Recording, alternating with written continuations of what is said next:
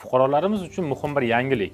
Vazirlar Mahkamasining 2025-yil 4-sentyabrdagi 562-sonli qaroriga asosan avtomobil transport vositalarini ro'yxatdan o'tkazish hamda davlat raqam belgilarini berish tartibiga o'zgartirishlar kiritildi.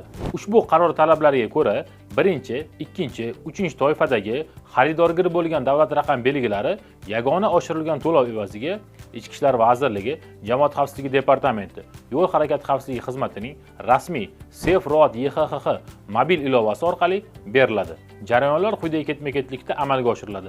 Mobil telefoningizdan App Store hamda Play Market ilovalari orqali SafeRoad YHXX mobil ilovasini yuklab olasiz. Birinchi navbatda ilovadan ro'yxatdan o'tiladi.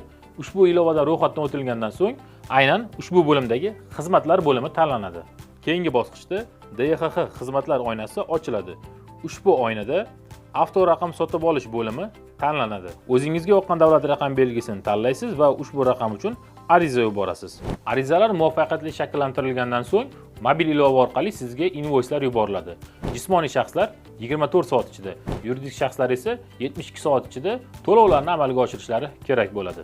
Muhim bir eslatma: agarda belgilangan vaqt ichida ushbu to'lovlar amalga oshirilmasa, tizim avtomatik tarzda arizalarni bekor qiladi. Ushbu turdagi xaridorgir bo'lgan davlat raqam belgilari uchun jismoniy shaxslar bazaviy hisoblash miqdorining 17 baravari miqdorida, yuridik shaxslar esa bazaviy hisoblash miqdorining 25 baravari miqdorida to'lovlarni amalga oshirishlari lozim bo'ladi.